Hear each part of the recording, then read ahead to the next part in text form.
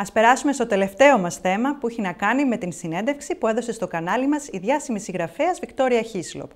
Αφορμή της συνέντευξης ήταν το νέο της βιβλίο με τίτλο «Ανατολή, Sunrise».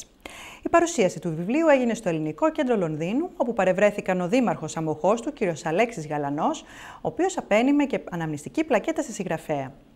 Το βιβλίο αναφέρεται στην ιστορία δύο οικογενειών μεταξύ της ελληνικής δικτατορίας και της τουρκικής απόβασης στην Κύπρο. Ο ανθρώπινος πόνος, ο θρήνος, η προσφυγιά και ο πόλεμος είναι στοιχεία που αναφέρονται στις σελίδες του βιβλίου Ανατολή. Ας παρακολουθήσουμε ένα απόσπασμα από τη συνέντευξη που έδωσε στο συνεργάτη μας Βασίλη Παναγή.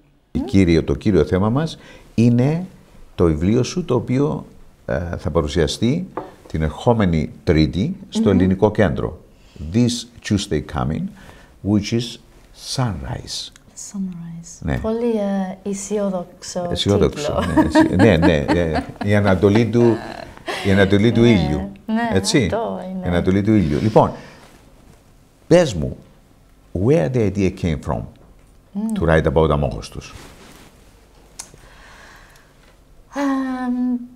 Η πρώτη μου επίσκεψη Ναι. στην Κύπρο ήταν πάρα πολλά χρόνια πριν, στις 78. Μετά το invasion, μετά τον πόλεμο, την ναι. εισβολή, ναι. Ναι. Και δεν πήγα τότε στην Φαμαγούστα, αλλά πήγα αρκετά κοντά, γιατί πήγα στο βόρεια κομμάτι της Κύπρης. Της Κύπρου. Της Κύπρου, συγγνώμη. No problem. Και τότε δεν μπορούσα να πάω κοντά. Δεν σε άφηνα, ναι. Υπήρχε πιο... Και για μένα πολύ ήταν δύσκολο. περίεργο. Ναι. Λοιπόν, το θυμήθηκα, το θυμόμουν, αυτό το γεγονότα για χρόνια. Ναι. Που δεν σε άφησαν να πας. Ναι. Όταν δεν μπορώ να κάνω κάτι, θέλω να το κάνω. Ναι. Λοιπόν, αυτό ήταν στο μυαλό μου. σου, ναι, συνέχεια. Ίσως θα μιλήσω στα αγγλικά για αυτό. Yes, please. Because there's so much to say about this book. Many years went by, and many people in London, who are my friends here, Greek Cypriots, said to me, "When are you going to write about Cyprus?" And I always said, "It's too complicated. I can't. I'm afraid." It's like, it's still alive, this situation. My other books were stories that had an end. Yes. So to me, to write a book about a situation with no end, it was impossible. Until one day, I realised how I could do it. And that happened, I wrote a short story, that was set in Nicosia, about the tree, with the photographs of the missing, which made a big impression on me when I went there, maybe 10 years ago. And because it was, for me, the first time I understood that people had disappeared during the 70s and they've never been seen again. It was a terrible thing. Yes. So I wrote a short story, and people reacted about the missing people. About the missing people. In fact, about a woman whose husband has disappeared. Yes. And a little while after that, for extraordinary reason really, a Turkish Cypriot scriptwriter approached me, and she wanted to make a script out of that story. Your story, yes. This story, and I was thinking that's very strange. The Turkish Cypriot wants to do that, but I was very open. I think one should be open.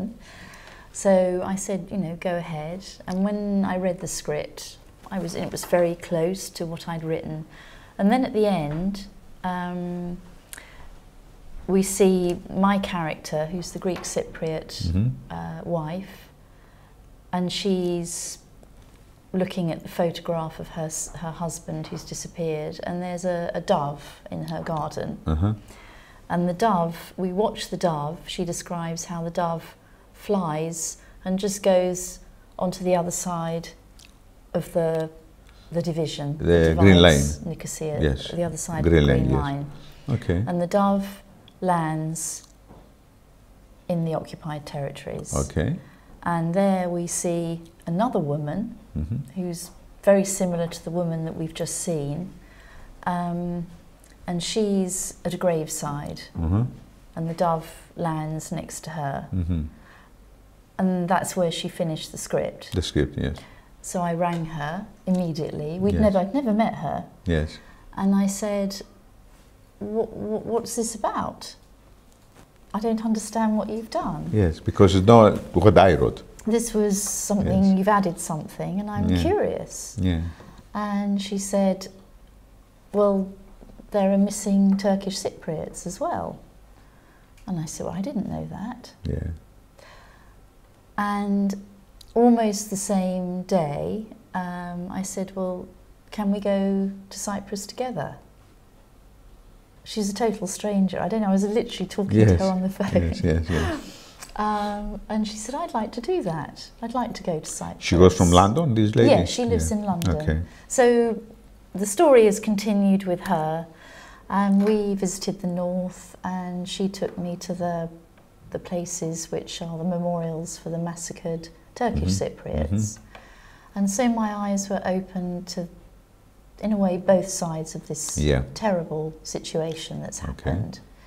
And that's why I felt I could write the book, because I wanted to show not just Greek Cypriots, but Turkish Cypriots as well. And so my story tells of two families who are friends. Yeah, tell me about these two families. I mean, are they existing families? No. Completely out of my imagination. At the beginning you say you don't want to add imagination or this kind of thing, but this is fantasia. Absolutely. But this fantasy is imagination. I mean, they're not there, but you create in these families, yes? Yes, completely fictional. Okay, tell me about why you did that, to create two families, and, because you want to tell the people through their lives what's happening, and... My job isn't really to tell true stories as they are. As a novelist, I prefer to kind of create my own fictional ideas. Okay. Because there are plenty of people who write history books. Yeah. And it's not what it's not what I'm good at. I'm not an academic. And so this is what I choose to do, in the way that the island, they weren't any of them real people. They were all completely out of my imagination. And all my books, actually. Are the same, yes. Yeah. I certainly felt that a lot of my Greek friends, particularly some of my Greek Cypriot friends who live in Greece, it was actually news to them that there were any Turkish Cypriots missing. And they were shocked. And one of them in particular, who's a very close friend, he started reading. And he's become much more open to kind of exploring what he feels is actually probably the reality. So, I mean, I don't write my books in order to preach a message. I kind of principally write them for myself, just to kind of explore a story. But I think in this story, certainly it opens a lot of British people's eyes to the fact that this situation still exists.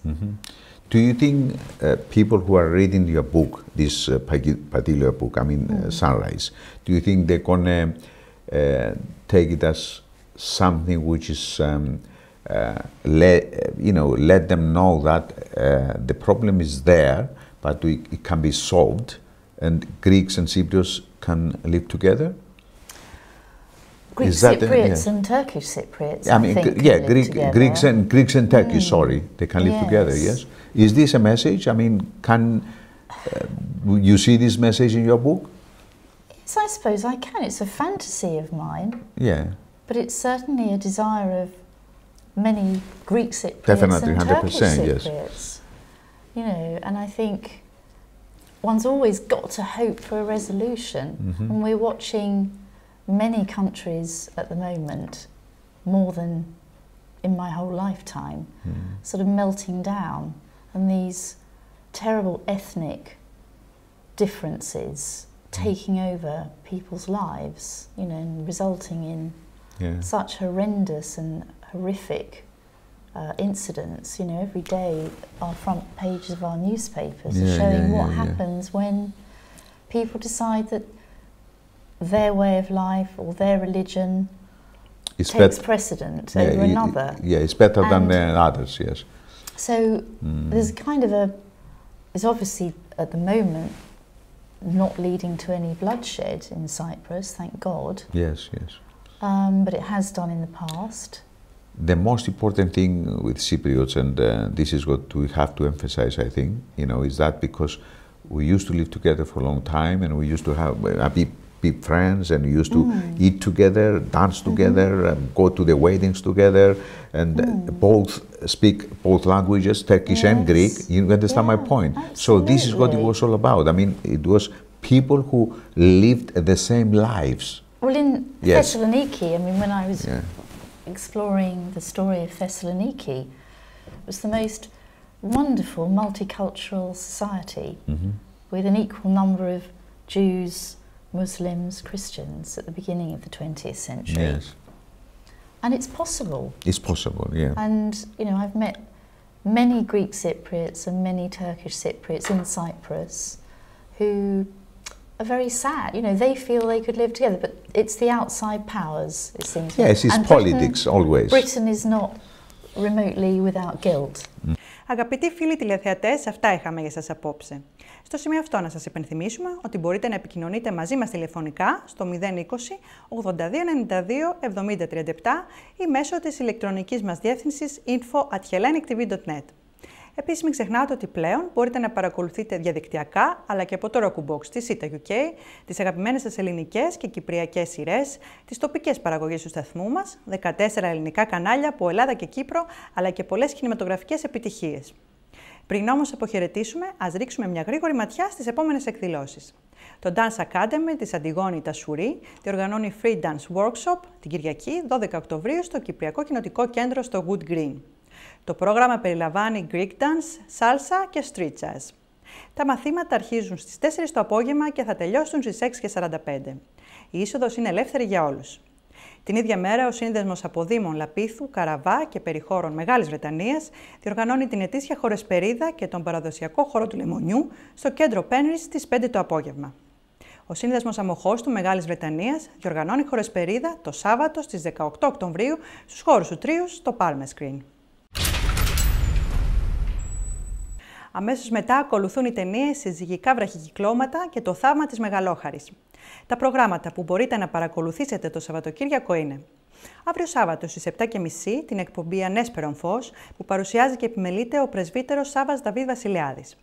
Αμέσως μετά στις 8 το βράδυ ακολουθεί η εκπομπή «Αύριο είναι Κυριακή» που επιμελείται και παρουσιάζει ο πρωτοπρεσβύτερος Ιωσήφ Παλιούρας. Αμέσως μετά στις 8:30 το βράδυ ακολουθεί η εκπομπή με το φακό του Hellenic TV που θα σας παρουσιάσει τη διάλεξη της Κατερίνας Γαλάνη με τίτλο «From the Levant to the City of London». Την Κυριακή στις 7:30 μη χάσετε τη νέα εκπομπή του Hellenic TV «Γιαγιά Show Me How to Cook». Ακολουθεί η λογοτεχνική εκπομπή του Hellenic TV Τεχνόπολης με τον Ξενοφόντα Αντωνόπουλο και την Αναστασία 6 που παρουσιάζουν ένα από τα βιβλία της Αγγίλου Πέσκου, των εκδόσεων Ακακία, και αμέσως μετά ακολουθεί η εκπομπή Πρόσωπα με τον Βασίλη Παναγή που παρουσιάζει την διάσημη σοπράνο Κατερίνα Μινά. Τη Δευτέρα μην χάσετε στις 8 το πρόγραμμα με τίτλο «Θεϊκές ομορφιές» που σας ταξιδεύει στα όμορφα μέρη της Ελλάδος. Την Τρίτη στις 8 προβάλλεται η εκπομπή «Δράξαστε Παιδείας» που επιμελείται και παρουσιάζει ο πατέρας Ιωσήφ Παλιούρας.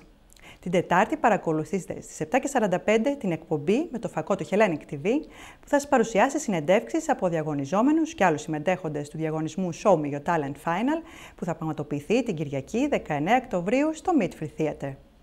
Την Πέμπτη παρακολουθήστε το πολιτιστικό ημερολόγιο, μια εκπομπή με πολιτιστικό και ενημερωτικό χαρακτήρα που παρουσιάζει η Σουζάννα Καζάκα στις 8. Στο σημείο αυτό η εκπομπή «ΟΜΟΓΕΝΕΙΑ ΕΔΩ ΛΟΝΔΙΝΟ» έχει φτάσει στο τέλος της. Σας ευχαριστούμε που μείνατε μαζί μας και παρακολουθήσατε το πρόγραμμά μας. Περισσότερα νέα από την Ομογένεια του Λονδίνου θα παρακολουθήσετε στην επόμενη εκπομπή μας. Ας ανανεώσουμε λοιπόν το ραντεβού μας για την επόμενη Παρασκευή στις 8 το βράδυ.